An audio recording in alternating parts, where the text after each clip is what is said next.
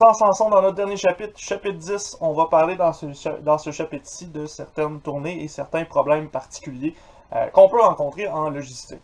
Donc, section 10.1, on va parler dans cette section-là d'un problème particulier, le problème du voyageur de commerce, qu'on va appeler le PVC. À ne pas confondre avec le tuyau de plastique, on parle d'un problème de logistique dans ce cas-ci. On commence par se donner une brève idée de ce à quoi va consister ce problème-ci. Suite de ça, on se donne une définition nécessaire pour la suite des choses et on va visualiser un peu qu'est-ce que le problème du voyageur de commerce. Donc, qu'est-ce que c'est ce problème-là? Ce problème-là, c'est assez simple. On a plusieurs sommets, plusieurs villes, plusieurs pays, plusieurs endroits de façon générale qu'on souhaite visiter à l'aide d'une tournée. Une tournée qui va visiter chacun de nos sommets une seule fois et qui va revenir à son point de départ. Donc, on veut faire une boucle qui part d'un sommet, qui s'en va voir tous les autres sommets et qui revient au même sommet que le sommet de départ. Avec ce problème-là, on veut trouver le chemin qui fait cette boucle-là, qui est le plus court possible, donc le moins long possible. On veut que ce soit le plus rapide possible, faire la boucle complète. Évidemment, on pourrait tout simplement là, faire le chemin comme on veut. On serait probablement capable de trouver exactement le chemin qu'on veut. Mais ce serait probablement pas optimal. Peut-être qu'il existe des chemins plus rapides si on considère d'autres informations. Dans ce problème-là, on va définir aussi une distance entre chacun des sommets. Une distance qu'on va noter D indice IJ, comme pour les coûts qu'on avait dans les autres algorithmes. Cette fois-ci, ça va représenter le coût que notre arc représente dans le réseau ou dans le graphe de notre problème. À ce stade-ci, on peut définir ce qu'on appelle un PVC symétrique. Et ce PVC-là sera symétrique si on indique que le coût, la distance DIJ est égale à la distance DJI. Donc, supposons que vous avez le sommet 1 et 2. La distance du sommet 1 vers le sommet 2, si elle est égale à la distance du sommet 2 vers le sommet 1, ça veut dire qu'on a un PVC qui est symétrique dans ce cas-ci. Évidemment, ça a l'air évident là, que la distance dans un sens va être la même que dans l'autre, mais imaginez que vous avez des rues dans une ville et qu'il y a beaucoup de sens uniques. Ça veut dire que vous ne pouvez pas revenir sur vos pas et avoir exactement la même distance. Donc le problème devient antisymétrique. Mais nous, dans ce cas-ci, on va avoir des problèmes symétriques pour commencer, c'est-à-dire que nos distances dans un sens vont être égales aux distances dans l'autre. Maintenant, comment est-ce qu'on peut représenter ça? Comment est-ce qu'on peut représenter ça? Parce que là, on parle de distance, et les distances, considérant le fait que chaque sommet peut aller à n'importe quel autre sommet. Hein, prenez par exemple 6 villes différentes. Vous pouvez partir de la ville 1 jusqu'à la ville 2, mais aussi de la ville 1 jusqu'à la ville 3, de la ville 1 jusqu'à la ville 4, etc. Comme ça, chaque sommet peut être rejoint par n'importe quel autre sommet directement. Donc, on ne peut pas seulement représenter ça sous la forme d'un réseau. La meilleure solution possible, dans ce cas-ci, ce sera de se faire un plan cartésien. Un plan cartésien un peu comme celui-ci dans l'exemple 10.1.1. Dans ce cas-ci, on se fait une grille qui est graduée sur les côtés, comme un graphique quelconque, et on va indiquer des points qui vont représenter les sommets, qui vont représenter les villes, les endroits, peu importe, les choses qui sont intéressantes dans notre problème actuel. Ces points-là vont être associés à des coordonnées. Par exemple, le point 1 va être associé aux coordonnées 2, 3. Le point 2 va être associé aux coordonnées 4, 6, et etc. comme ça, pour tous les 7 sommets de mon problème actuel. À ce stade-ci, on peut déterminer les distances entre chaque paire de points à l'aide du triangle de Pythagore, à l'aide de la distance entre deux points. C'est des notions qu'on connaît et qu'on peut appliquer à ce stade-ci. Ceci étant dit, ce genre de problème-là, on va le représenter sous la forme d'une grille comme ça, d'un quadrillé, avec les points pour chacun des sommets, et d'un nouveau tableau, un tableau qui indique les distances d'un sommet vers un autre. On remarque que les sommets ensemble, donc 1, 1, 2, 2, 3, 3, 4, 4, etc., c'est toujours une distance de 0, parce qu'on assume que lorsqu'on est à un sommet, la distance la plus courte pour aller à ce sommet-là, c'est de rester là, donc de ne pas bouger, d'avoir une distance de 0 pour le problème actuel. Ceci étant dit, on l'a fait pour vous dans ce cas-ci. On est allé chercher les distances entre chacun des points, par exemple, la distance entre le sommet 1 et le sommet 3. On a 4 unités sur notre axe, donc 1 vers 3, ça coûte 4. 3 vers 1, c'est symétrique dans ce cas-ci, donc c'est aussi égal à 4. On peut faire ça avec tous les autres sommets. Il suffit de vous rappeler comment aller chercher la distance entre deux points, utiliser le théorème de Pythagore notamment pour aller chercher ça. Donc, vous êtes capable de faire ça, c'est de l'ordre du secondaire 3 à 5, là, selon où est-ce que vous avez appris tout ça. Et vous êtes en mesure d'aller chercher ces distances-là. De toute façon, pour la plupart du temps, lorsqu'on a plusieurs sommets, là, on vous les donne les distances parce que c'est long à calculer. On veut seulement voir si vous êtes capable de traiter ces distances-là dans ce cas-ci. Donc, c'est un exemple qu'on se donne pour commencer, pour représenter un problème du voyageur du commerce. Dans ce cas-ci, j'aimerais faire une tournée, disons, du sommet 1 qui fait le tour et qui revient au sommet 1. On pourrait avoir un chemin qui ressemble à celui-ci. Je vais le faire en couleur pour qu'on voit bien. Je pourrais aller de 1 à 4, de 4 à 2, 2 à 5, 5 à 6, 6 à 7, 7 à 3 et 3 à 1. Bon, 7 à 3 pourrait être plus droit, là. Un petit peu mieux comme ça. Le problème en pointillé actuel, la solution en pointillé qu'il y a sur mon quadrillé, ça représente une solution possible du problème. On pourrait trouver la distance totale de ce problème-là en additionnant les distances entre chaque sommet qui sont rejoints. On pourrait y aller par exemple pour sommet 1, 4, 1, 4, 5,83, 2, 4, on a 3 unités. Donc on peut additionner tout ça et le faire pour chacun des arcs qu'on vient de créer, pour voir quelle est la durée totale de la tournée qu'on vient de générer. Pour cette tournée-là qu'on a trouvée, ben, premièrement, on pourrait l'inscrire correctement, là, se donner une belle représentation de la tournée à l'écrit. Donc, notre tournée, dans ce cas-ci, comme on est parti du sommet 1, on est allé à 4, puis à 2, à 5, 6, 7, 3, et on est revenu à 1. Donc, on indique là, vraiment qu'on est revenu à 1.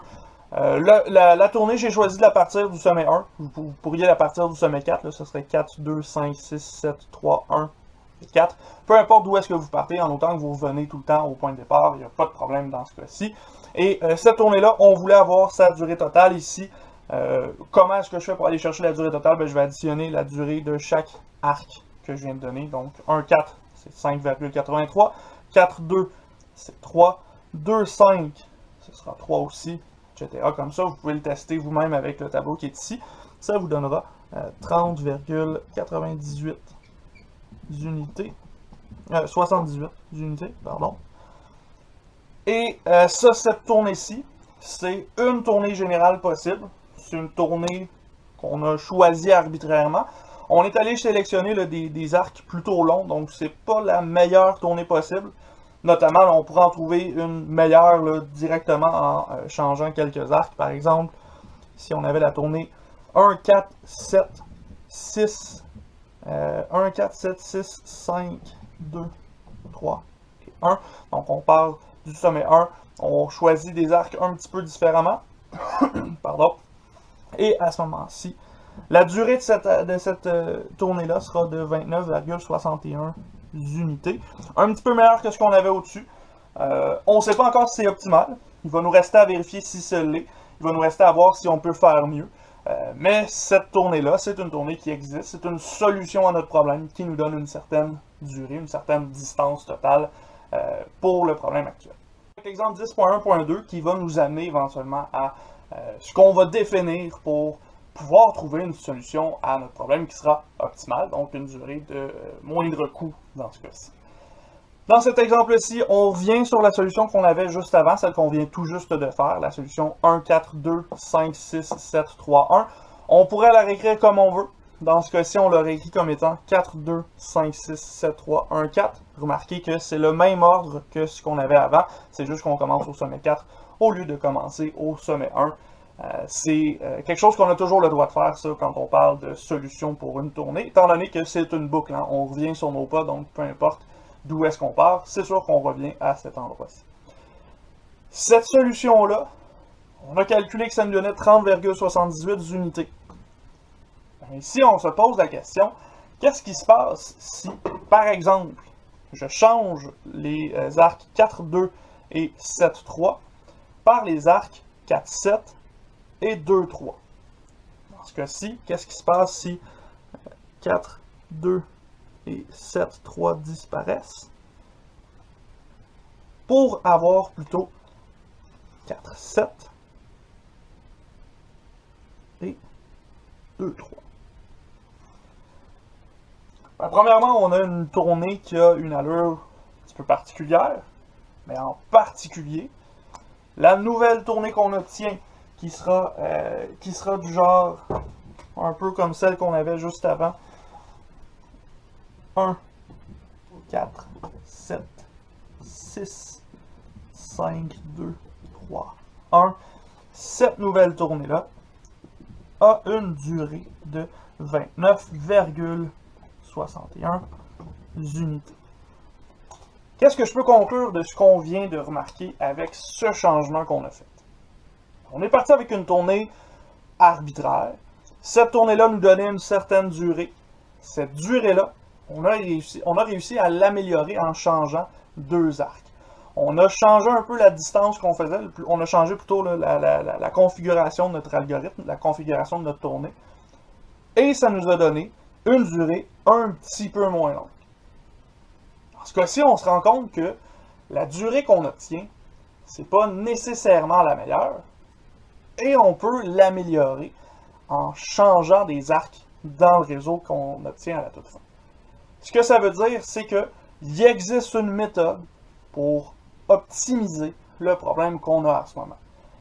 C'est ce qu'on fait dans le prochain bout. On va voir un algorithme qui va nous permettre d'aller sélectionner le bon arc pour faire le changement, pour avoir une diminution positive là, de notre quantité totale, pour avoir une durée moins longue avec la modification qu'on fait.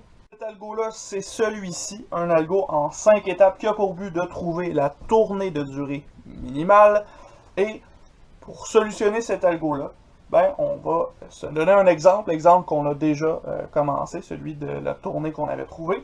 Et à partir de cet exemple-ci, on va voir quelles sont les étapes qui nous mènent à la solution optimale pour ce problème-ci.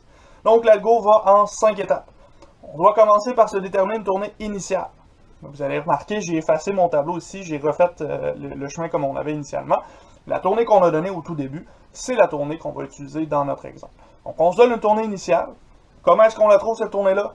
Comme on veut. En autant qu'on parte d'un sommet, qu'on revienne à ce sommet-ci, dans tous les cas, pour les tournées qu'on trouve. Après ça, il va falloir calculer des différences de longueur, qu'on va appeler des deltas, pour différence dans ce cas-ci. Et ces différences de longueur-là, ce seront entre la tournée qu'on a actuellement et une nouvelle tournée qui serait définie en changeant 2 arcs non adjacents. Qu'est-ce que c'est 2 arcs non adjacents? 2 arcs non adjacents, ce sont des arcs qui ne partagent aucun sommet. Par exemple, l'arc 1,4 ne partage aucun sommet avec l'arc 3,7. Ces 2 arcs-là sont adjacents, sont non adjacents plutôt. Ce que ça veut dire, c'est que je pourrais interchanger ces arcs-là. Je pourrais m'arranger pour faire croiser les arcs pour changer le chemin total et ainsi créer une nouvelle tournée. Évidemment, quand on fait ces changements-là, il faut s'assurer qu'on garde encore un réseau. Il faut s'assurer qu'on a encore une tournée qui touche chacun des sommets. Si vous changiez par exemple 1,4 et 7,3, vous dites que vous allez envoyer 3 vers 1 et 4 vers 7, bien, vous allez avoir 2 sections complètement distinctes. Vous allez avoir un genre de graphe non connexe, pour ceux qui se souviennent de ce qu'on a fait dans le chapitre 5. Donc ça ici, c'est pas quelque chose qui nous intéresse. Nous, on veut s'assurer qu'on continue de former une tournée à ce moment-là. Donc ce choix-là ici, cette différence-là, elle sera importante à bien construire pour ne pas se tromper éventuellement dans le problème. Une fois que vous avez trouvé tous les changements possibles pour la tournée actuelle, vous avez trouvé toutes les différences possibles. Si toutes ces différences-là sont positives ou nulles, ça veut dire que votre solution elle était déjà optimale vous arrêtez l'algorithme et la tournée que vous avez actuellement, c'est la meilleure tournée possible. Sinon, s'il existe des deltas négatifs, vous allez appliquer le changement qui est lié au delta le plus négatif. Donc, vous allez appliquer le changement qui est lié au delta qui réduit le plus la durée totale de votre tournée. Une fois que c'est fait, vous revenez à l'étape 2, tant et aussi longtemps que vous n'avez pas la solution optimale. Dans ce cas-ci, la tournée qu'on choisit d'utiliser pour notre exemple, c'est celle-ci, c'est la tournée initiale qu'on s'est donnée tantôt.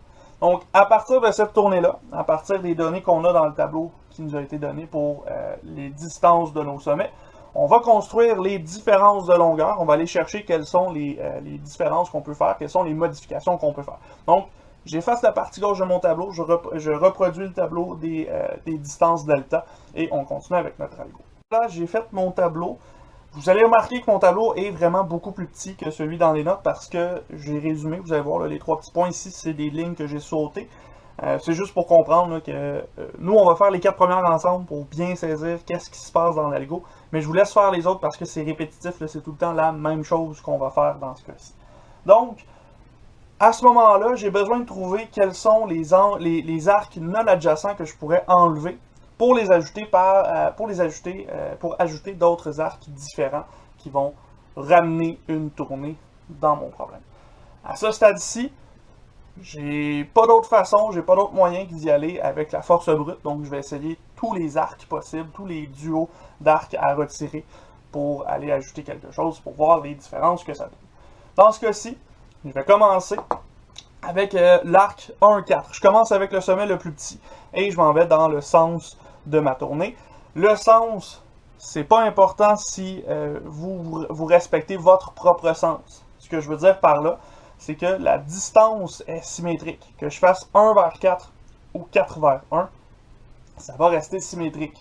La différence, c'est que si je fais 1 vers 4 et que je fais 1 vers 3, c'est comme si je m'en allais dans deux sens en même temps.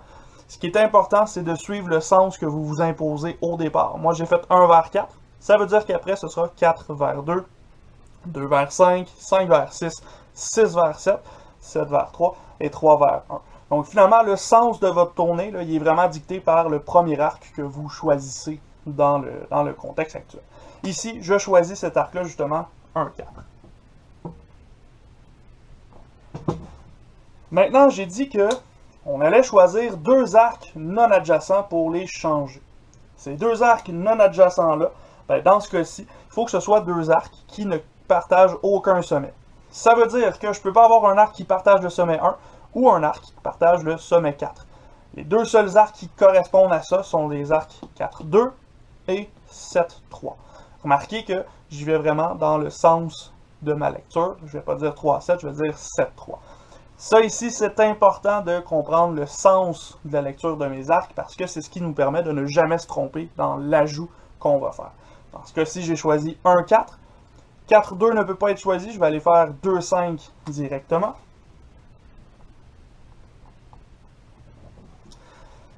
Et là, si j'enlève 1-4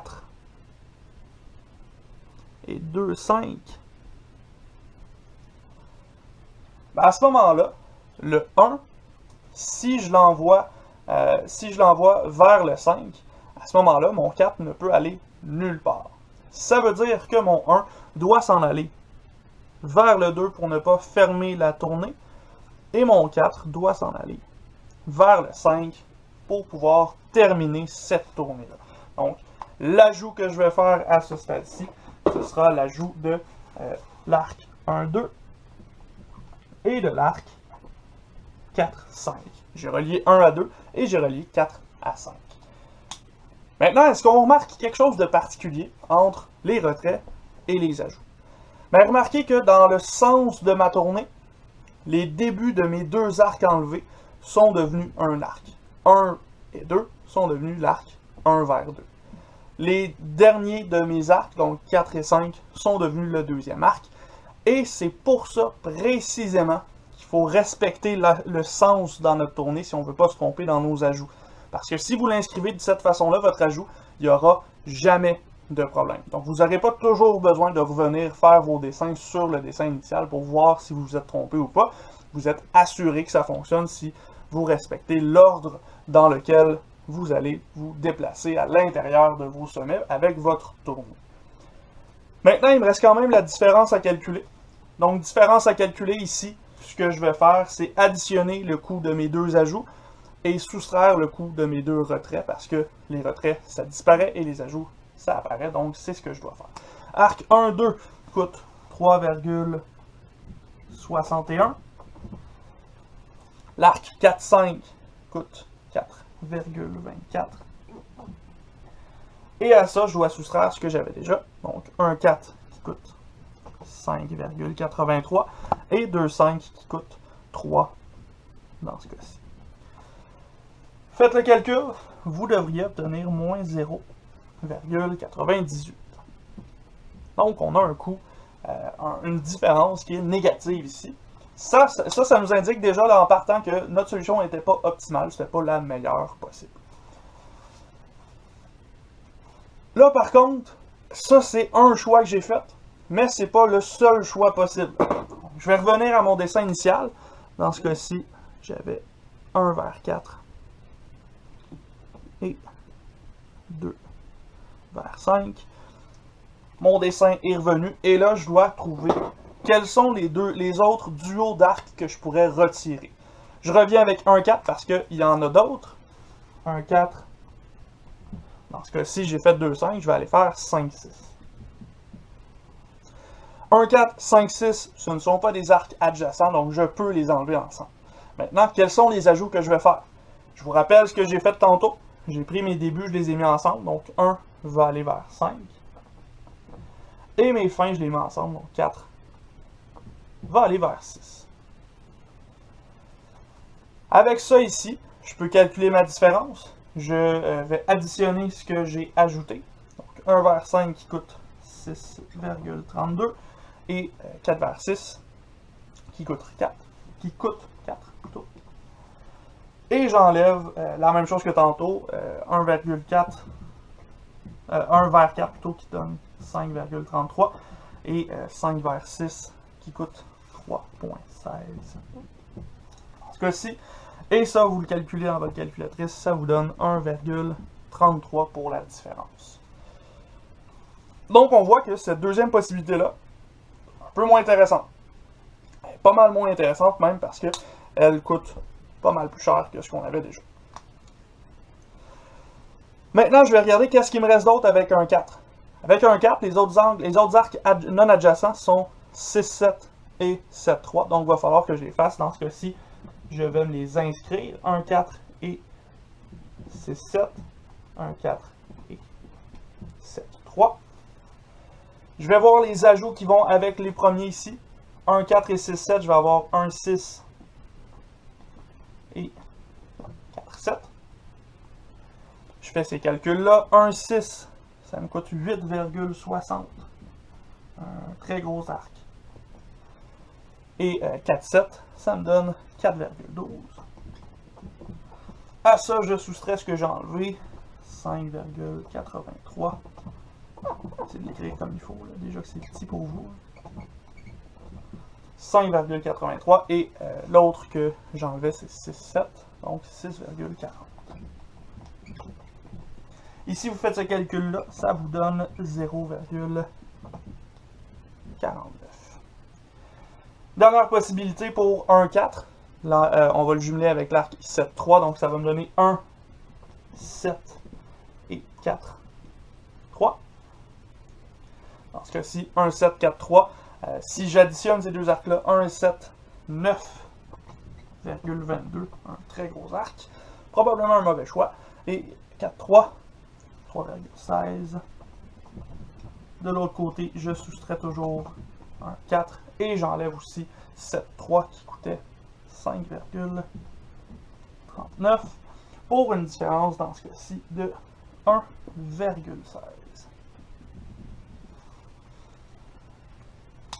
Pour vous, dans ce cas-ci, le reste du tableau est déjà complété. Il ne nous reste plus qu'à faire notre décision. Mais maintenant, vous avez vu comment est-ce qu'on fait les 4 premiers au moins pour comprendre là, comment est-ce que j'ai fait pour aller chercher les arcs. qu'est-ce que j'ai été chercher finalement, comment est-ce que j'ai construit mes ajouts et où est-ce que j'ai été chercher ma différence. Pour la suite, lorsque vous allez passer à l'arc suivant, ici on est dans le tableau, on a continué avec le sommet 2, vous auriez pu continuer avec le sommet 4, c'est pas très important. Ce qui est important de comprendre, c'est que l'arc 2-5, il est non adjacent avec l'arc 1-4, mais vous l'avez déjà fait. Faites-le pas une deuxième fois pour rien. Là. Vous avez déjà enlevé 1-4 et 2-5, donc vous pouvez sauter par-dessus le 2-5 et le 1-4. C'est la même chose que dans le sens inverse qu'on avait fait déjà. Donc, vous continuez ce tableau-là. Vous allez chercher toutes les possibilités qui existent. Et au moment où vous avez trouvé toutes ces possibilités-là, vous allez chercher c'est quoi le delta qui est le plus petit. Dans ce cas-ci, le plus petit, c'était le premier qu'on a fait. Donc, le premier retrait qu'on proposait. Ce sera le bon retrait à faire. Ça veut dire que je vais enlever l'arc 1-4 et l'arc 2-5, comme ce que j'ai fait au début tantôt, pour ajouter l'arc 1-2 et l'arc 4-5. À ce moment-ci, cette nouvelle tournée-là, c'est une tournée qui coûte moins cher que celle que j'avais initialement. On pourrait faire le calcul. Dans ce cas-ci, ce n'est pas nécessaire. Ce qui va nous intéresser, c'est de voir si c'est optimal. Donc, il va falloir faire une autre itération pour aller chercher la suite de notre tournée ici, voir est-ce que ça c'est optimal ou pas. Cette suite-là d'algorithme, c'est ce que vous avez à faire dans l'exercice 10.1.4 de la page 162. Donc, lancez-vous là-dedans. Allez-y comme on a fait, là, justement, vous avez les 4 premiers à faire à peu près dans chacun des exemples qu'on vous demande de compléter. Et vous allez trouver une solution terminale, une solution optimale qui va ressembler à ça. Un genre de chapeau haute forme là, ou une soucoupe volante là, si vous êtes bien créatif. Et vous allez réussir à faire ça en, je crois, 2 étapes. De toute façon, vous avez tous les tableaux nécessaires dans les notes pour faire ça. Pour nous, ce sera tout. On a vu tout ce qu'on avait à voir ensemble pour le PVC. Ça veut dire qu'on se quitte pour tout de suite. On se revoit dans une prochaine vidéo avec la section 10.2 où là, on va parler d'un problème un peu différent. Un problème qu'on appelle le problème du postier chinois non orienté. Donc, un très long nom qu'on va résumer à PPCNO. On se voit dans une prochaine vidéo avec la suite de la matière.